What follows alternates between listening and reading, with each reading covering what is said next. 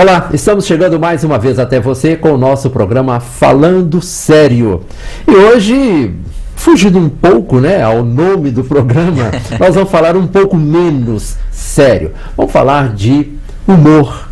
Vamos falar de uma peça que será encenada no auditório do Centro Universitário Unifem no próximo sábado e que vai trazer às Sete Lagoas a peça As Mulheres Querem Sexo, Os Homens Querem Casar. Em cena, Marcelo Rico, que nós recebemos aqui. Marcelo, satisfação recebê-lo aqui no nosso programa. A satisfação é minha, muito obrigado, Oswaldo, e espero que seja uma boa conversa, um bom papo.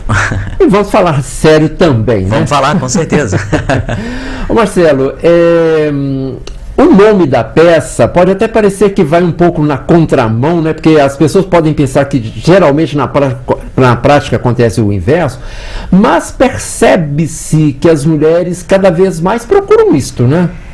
Eu quero acreditar naturalmente que com essa ascensão profissional da mulher, com a independência econômica, inclusive isso é a base do texto propriamente dito, elas naturalmente estão querendo cada vez mais relacionamentos casuais. E os homens, com medo de ficar pra titio, agora eles é quem estão querendo mais do casamento, né? A gente não pode generalizar, é claro, porque ainda existem mulheres que sonham com o casamento, assim como também homens que são alucinados com outro contexto da relação. Mas os homens estão querendo um pouco mais de casamento para compensar essa falta da mulher, que agora já não precisa mais do mantenedor, né? Hoje as mulheres são mais independentes. Antes elas tinham, até por uma instrução familiar, a ideia de que era preciso de se casar para ter um marido, para cuidar dos filhos. Hoje não, as mulheres tomam conta da vida, e por que não dizer que às vezes tem até algumas famílias que são as mulheres que são os arrimos, dessa família. São elas quem mantém a... porque já houve o tempo em que o homem era o provedor do casal, né? Hoje verdade. Essa realidade está bem mudada, né? Bem mudada, e para dizer, por que não, nem sua maioria. Eu acredito, sinceramente, não é que de jeito nenhum puxando o saco das mulheres, mas eu acredito que as mulheres ainda vão acabar mandando no mundo. Elas são bem mais inteligentes do que nós. Já tem uma mandando no Brasil, né? A propósito, Marcelo, há cerca de 2 semanas, a matéria de capa da Veja foi mãe não obrigado, né? As mulheres que optaram não serem mães. Quer dizer, é uma tendência nova, né? A gente pode até perceber que, naturalmente, a questão mesmo da natalidade do nosso país vem diminuindo a cada tempo, né? A gente sabe que, anteriormente, até por uma questão mesmo de falta de instrução em relação a método contraceptivo, essa coisa toda, tinha-se um grande número de filhos, né? O meu pai tem mais 12 irmãos, por exemplo, mas na minha família já são 3, né? São mais 2 irmãs, e acho que a tendência é ir diminuindo cada vez mais. A média hoje, o casal tem muito em 2 filhos, no né? máximo, e já há muitos casais com um filho único, né? Eu ainda sou da época que ainda tinha mais. Nós somos 6 irmãos, né? Mas é uma tendência hoje, né, Marcelo? É verdade, é uma tendência. E acredito até que em função naturalmente dessa mudança de valores, o que as pessoas estão começando a perceber, e com a mudança do tempo também, né? As pessoas começam a de alguma forma ter interesse por outras coisas, e é natural que o filho toma mais tempo pela assistência, né? Lógico, é um sonho, acreditar e essa coisa toda, mas o filho toma bastante tempo, o que não quer dizer que eu não queira ter, tá? De quem é o texto? O texto é do Carlos Simões, do Rio de Janeiro. Fiz, na verdade, um contato com esse moço através de uma entrevista que ele estava dando num canal de TV no Rio de Janeiro. Um amigo que estava em Juiz de Fora assistindo esse programa com a Leda Nagli falou: Marcelo, eu acho que esse texto é a sua cara, está na hora de você enfrentar a sua trajetória artística com um monólogo, e eu acho que é a hora de você tentar um contato com esse moço. E aí começamos aquele namoro natural, né, de ligar, pedir texto, ler, reler, ler de novo para tentar encontrar realmente, porque o primeiro momento em que você lê um determinado texto, especialmente um roteiro de teatro, percebe-se muitas coisas legais, mas algumas nem são perceptíveis. E aí você relendo, ou às vezes lendo mais alguma vez, você consegue extrair coisas melhores do texto, assim como também aquelas outras que inicialmente talvez você poderia ter achado muito engraçadas, talvez elas não sejam tão engraçadas assim. Mas a gente teve uma coisa muito interessante nesse projeto, porque quem dirigiu esse espetáculo foi o Carlos Nunes, que é um conhecido aqui do público Sete Lagoano. Esteve aqui recentemente no programa. Esteve aqui, é verdade. Então, assim, Carlinhos e eu fizemos uma parceria muito além do que de uma direção e de uma interpretação. Então, não era só o Marcelo Rico e o Carlos Nunes, eram dois amigos fazendo aquele trabalho, né, acreditando naquele trabalho como uma grande possibilidade de sucesso, que é o que tem acontecido, graças a Deus. Então a gente pegou esse texto e demos uma boa garimpada nele, porque acreditávamos que da forma como ele estava chegando do Rio para cá, nós talvez não conseguíssemos falar aquilo que o mineiro queria. Ele estava muito carioca? Estava muito carioca. Estava muito carioca. O texto, quando chegou pra gente aqui, ele realmente... nós, artistas, poderíamos ler de uma maneira normal e até achar graça mesmo. Mas se nós disséssemos o que eles usam no linguajar deles lá, aqui em Minas Gerais, nós iríamos acuar muito o nosso público. A gente sabe que o público mineiro é muito catolicista, é muito família, ainda resguarda muitos valores éticos, que acredita que não se pode falar determinado palavrão em determinado ambiente, que isso constrange uma família e etc e tal. Então a gente teve que pegar o texto, usar a sua base principal e dar uma boa garimpada nele mesmo, tentando tirar tudo aquilo que a gente acreditaria que pudesse ser uma forma de agredir o nosso público.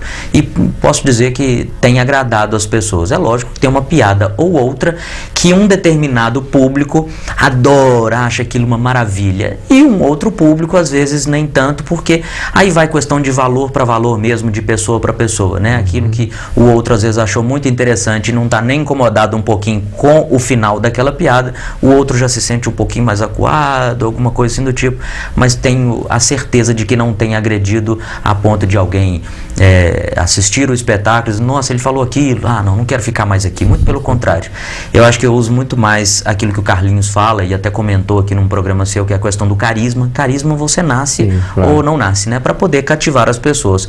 O enredo, na verdade, a gente fala que é uma grande desculpa para a gente aproximar do público. Sem dúvida. Ô Marcelo, sim.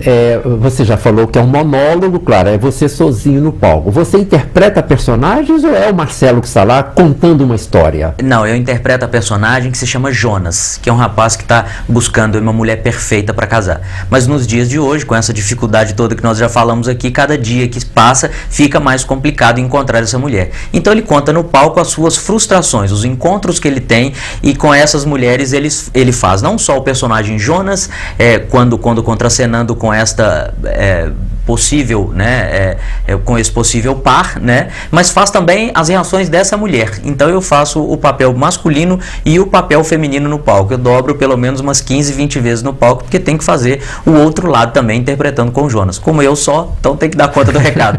Quer dizer, o Jonas é único, mas cada uma dessas mulheres que passaram pela vida dele tem um perfil diferente. Tem um perfil diferente. Tem mulheres que são gagas, tem mulheres que são mais agressivas do ponto de vista sexual, tem outras que querem literalmente o ato e não quer nada romântico naquele primeiro momento. Então eu faço as mulheres nestas situações, com as suas vozes, com com o seu movimento corporal e o ambiente propriamente dito, sentado, ajoelhado, enfim, um olhando para o outro, numa outra marcação, enfim, é uma história muito interessante e que foi muito bem dirigida pelo Carlinhos. Pois então, eu fico imaginando, eu não assisti ainda, tem que ter uma direção muito boa, muito segura, não é?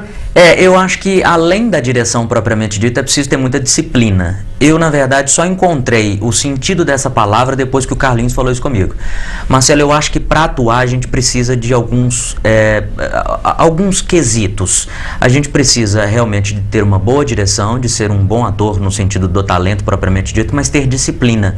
Porque se você não tiver disciplina, nada disso que está sendo passado para você vai ficar realmente fixado. Então não adianta hoje eu te passar uma marca se amanhã você não vai lembrar dessa marca. Não adianta eu pedir para você reagir assim, se amanhã você não irá reagir assim. É lamentável às vezes, mas a gente encontra pelo caminho colegas que, infelizmente, o trabalho de direção foi apenas para assinar comercialmente aquele determinado trabalho. Ou seja, o trabalho de direção ali quase que não valeu, porque o ator faz o que quer. Né?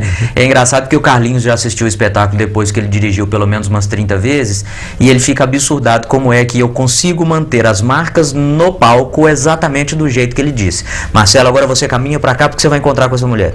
Marcelo, agora você dá a volta atrás do genuflexório, que é a hora que você vai voltar assim. Marcelo, você vai assim e tal. Isso foi até interessante porque ajudou, de uma certa forma, eu decorar o texto. Cada um tem o seu, né, o seu método, cada um tem a sua maneira.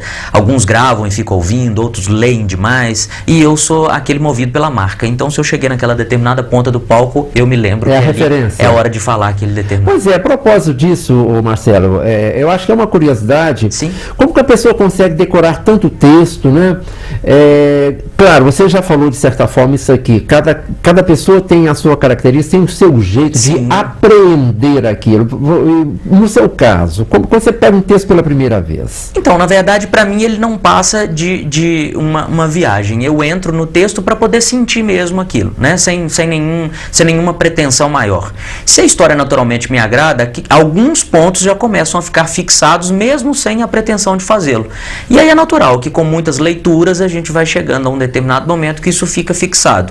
O ideal, pelo menos sugestivamente é a forma como eu faço, é de você não tentar decorar tudo, mas parte por parte e numa evolução. Hoje eu decoro a metade da primeira página, fixou, eu decoro o restante. Se eu tenho habilidade e consigo fazer como decorar toda aquela página, eu decoro, e daí eu vou para a segunda, e da segunda aí eu começo a fazer primeira e segunda, depois terceira, aí volto na primeira de novo, até que o texto todo fique pronto. O ambiente interfere? Muito, muito. O ambiente interfere demais da conta. Eu lembro que nós ensaiamos num grupo lá em Belo Horizonte, o espaço onde nós ensaiamos, né, foi um espaço muito tranquilo e de uma paz interior muito grande. São pessoas muito bem resolvidas em relação ao trabalho que elas fazem, né, e elas realmente conseguiram conquistar naquele ambiente um ambiente florescedor. Ali a gente estava bem seguro, assim, de poder fazer. Não há como você tentar decorar texto num ambiente onde que existe rádio ligado, televisão ligada, se estiver em casa, se tem família, telefone tocando. Qualquer som interfere? Qualquer som interfere, ao menos para mim interfere demais. Eu preciso de um lugar para ficar sozinho. E que nesse lugar você passa todos os momentos sofríveis da sua vida, né? Porque você tenta encontrar uma maneira de falar aquilo tudo que você acredita que já está fixado na cabeça, mas nem sempre está. Então você começa a falar uma determinada parte do texto. Pois bem, então eu lavo, passo, sei cozinhar. Qual que é outra parte? Aí você tem que voltar no texto de novo para pegar e para dar a sequência. Mas isso é até legal, porque de certa forma reforça o interesse do ator e o compromisso do ator, que para as pessoas que estão ali assistindo, elas não interessam a elas o processo, mas esse ator tem que estar ali pronto, de corpo e alma e com tudo na cabeça. E sem nenhum branco de memória. Sem nenhum branco de memória, mas às vezes isso acontece. Lógico, né? Somos humanos. Não tem jeito. Eu digo que vou para a cena sempre com toda a minha alma, com todas as minhas boas energias. Mas, infelizmente, tem aspectos externos que, por muito que você queira evitá-los, às vezes, acaba chegando até você, né? Uma pessoa que às vezes está sentada na primeira fileira, que não está bem humorada, né? Não tão bem humorada quanto você gostaria que estivesse. Uma pessoa que às vezes está se sentindo incomodado, ou incomodada com aquele enredo que está sendo, né, ali interpretado. Enfim, são diversos aspectos. Eu, por exemplo, sou muito ligado à questão técnica do teatro. Eu fui formado dentro de uma caixa cênica, então, assim, conheço todos os refletores de uma caixa cênica, pernas, bambolinas, enfim. Então eu fico muito ligado a esse aspecto. Então eu procuro sempre, inclusive, estar antes no teatro, porque eu gosto de passar tudo, mas não é passar, pedir o técnico para ir lá passar, não. Eu gosto de participar do processo da montagem para direcionar, para supervisionar e saber se tudo aquilo vai ficar efetivamente do jeito que precisaria, não do que eu queria, precisaria estar para no dia da apresentação as pessoas estarem lá assistindo efetivamente um espetáculo, porque é isso que elas, né, estão indo ou irão lá assistir. Nós estamos encerrando o primeiro bloco, daqui a pouco continuamos com Marcelo Rico falando do espetáculo que vai apresentar no próximo sábado no Centro Universitário Unifem.